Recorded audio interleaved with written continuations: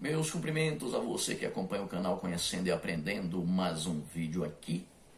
Como sempre faço, peço mais uma vez, humildemente, que você se inscreva neste canal, comente aqui embaixo, sinalize de forma positiva e compartilhe este vídeo, a fim de nos ajudar muito na divulgação do nosso trabalho.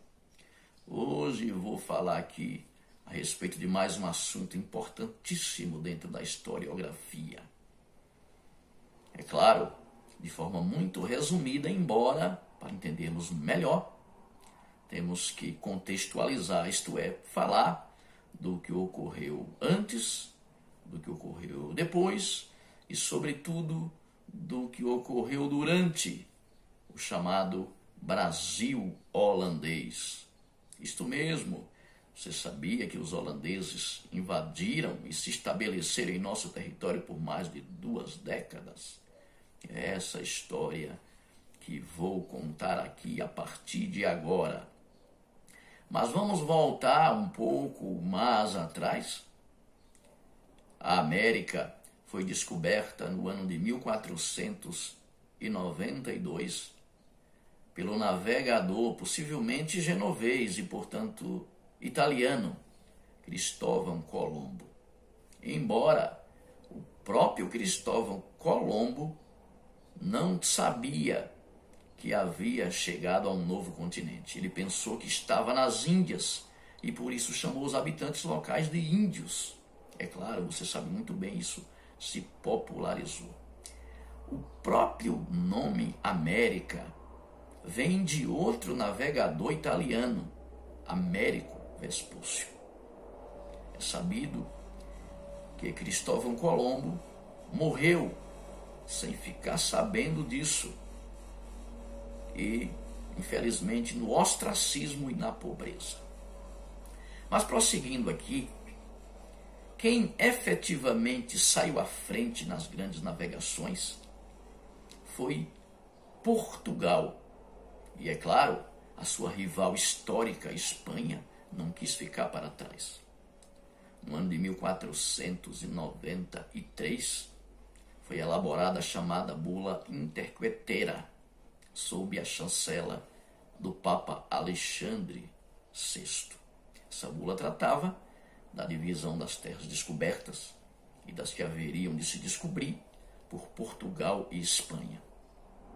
Como foi muito questionada, um ano depois, em 1494, foi assinado o famoso Tratado de Tordesilhas.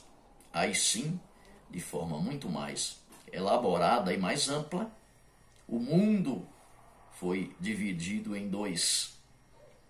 Parte para Portugal, parte para a Espanha. Aí, o rei da França, na época, Francisco I, não gostou nem um pouco dessa ideia. Tanto que questionou e, de forma irônica, disse que queria ver a cláusula no testamento de Adão em que ele e a França haviam ficado de fora dessa partilha. E aí faço uma pergunta aqui: você acha que o rei da França, Francisco I, tinha uma certa razão nesse sentido? Comente aqui embaixo, por gentileza. A história das grandes navegações é mesmo fascinante. No dia 22 de abril de 1500, chegou aqui no território que viria a ser o Brasil, Pedro Álvares Cabral, com a sua enorme frota naval. 12 embarcações. Na realidade, ele saiu de Portugal com 13 embarcações, porém uma delas sucumbiu, desapareceu em meio ao Oceano Bravio. Ficaram aqui durante 10 dias e depois seguiram viagem em direção às Índias. Antes, porém, Pedro Álvares Cabral enviou de volta uma de suas embarcações a fim de levar a notícia a Portugal do descobrimento ou achamento. É digno de nota também que coisas terríveis aconteceram na viagem da Esquadra de Cabral em direção ao continente asiático. O próprio navegador também português, respeitado e considerado por contornar o Cabo das Tormentas, Bartolomeu Dias, sucumbiu também em meio ao oceano. Já em Calicut, na Índia, os portugueses travaram uma sangrenta batalha, na qual perderam a vida muitos portugueses, inclusive aquele que é considerado o primeiro cronista da história, Pero Vaz de Caminha. Ainda bem que a sua carta foi enviada para Portugal e hoje está inclusive disponível na internet. Bem, mas quando de fato os holandeses entram nessa história? Temos que entender que, de olho sobretudo nas especiarias da Índia, os holandeses, ávidos para o comércio, criaram a Companhia das Índias Orientais. E em 1621, eles também criaram a Companhia das Índias Ocidentais. Na verdade, havia um acordo econômico entre Holanda, Portugal e o Brasil, que era, obviamente, colônia de Portugal. A capitania de Pernambuco foi uma das poucas, aliás, uma das duas, que efetivamente deram certo aqui no Brasil, por conta, sobretudo, do cultivo da cana-de-açúcar intenso, solo de massapé propício para essa cultura, enfim. Os holandeses não só financiavam os engenhos de açúcar, como também e principalmente refinavam esse produto na Holanda. Portanto, esse comércio gerava lucros altíssimos para Portugal e para Holanda, sobretudo. Tudo ia correndo muito bem, até que as animosidades entre Holanda e Espanha, e aí entra em xeque a própria independência da Holanda, começaram a se intensificar.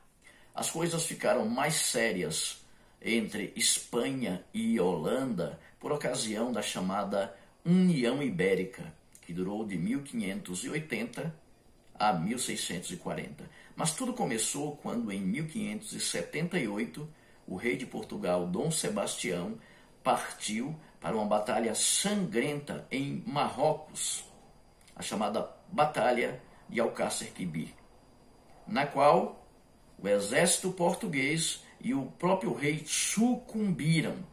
Isso gerou uma crise terrível de sucessão em Portugal, pois Dom Sebastião, que era muito jovem, não deixou herdeiros, e quem assumiu o trono de Portugal foi o seu tio-avô, o cardeal Dom Henrique, que morreu cerca de 2 anos depois.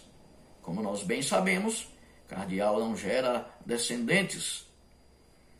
Quem assumiu o trono, então, tanto da Espanha como de Portugal, foi o rei Felipe II. E aí o choque entre os espanhóis e os holandeses se tornou muito mais intenso, porque a União Ibérica, de fato, atrapalhou o intenso comércio entre Holanda, Portugal e o Brasil. Os holandeses, então, procuraram uma estratégia, e a que encontraram foi simplesmente de invadir o Brasil. E fizeram isso no ano de 1624, invadindo a Bahia e, sobretudo, a capital do Brasil na época. Ficaram lá até 1625, quando foram expulsos por meio de uma coalizão luso-espanhola, ou seja, exército de Portugal, exército da Espanha juntos, e expulsaram os holandeses da Bahia. Mas eles não desistiram também. Formaram um grande exército uma enorme esquadra e no ano de 1630 invadiram dessa vez Pernambuco, a importante capitania que tanto gerou lucros para a Holanda. Se estabeleceram em Recife, que foi chamada de cidade Maurícia. A partir do ano de 1637, a Companhia das Índias Ocidentais enviou para Pernambuco Maurício de Nassau. Essa figura histórica importantíssima era um alemão, um homem de muita visão. Muitos benefícios, ocorreram na capitania durante o chamado Brasil holandês.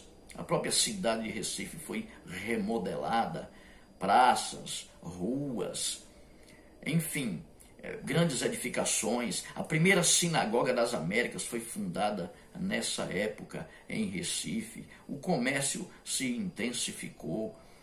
Nassau trouxe da Europa artistas para trabalharem aqui no Brasil holandês. Enfim, foi um período muito importante dentro da historiografia, quando falamos de história do Brasil, Brasil holandês. Faço aqui uma pergunta. Você acha que se os holandeses não tivessem sido expulsos no ano de 1654 aqui do Brasil, a história poderia ser outra? Comente aqui embaixo, por gentileza. Bem, no ano de 1640, termina a União Ibérica. Começa o processo de restauração, dessa vez a dinastia de Bragança, em Portugal, assume as rédeas do poder. Portugal passa a efetivamente dominar a sua colônia e, através de duas batalhas também importantíssimas dentro da história, as batalhas de Guararapes, os holandeses foram de fato expulsos aqui do Brasil. Mas deixaram aqui as suas marcas. Quem percorre pelas ruas antigas de Recife pode contemplar edificações que foram construídas nessa época do chamado Brasil holandês. Bem, de forma bem resumida, embora o vídeo se estendeu bastante, nós falamos aqui desse importantíssimo período histórico da nossa história do Brasil. O meu muito obrigado, um grande abraço e até o próximo vídeo.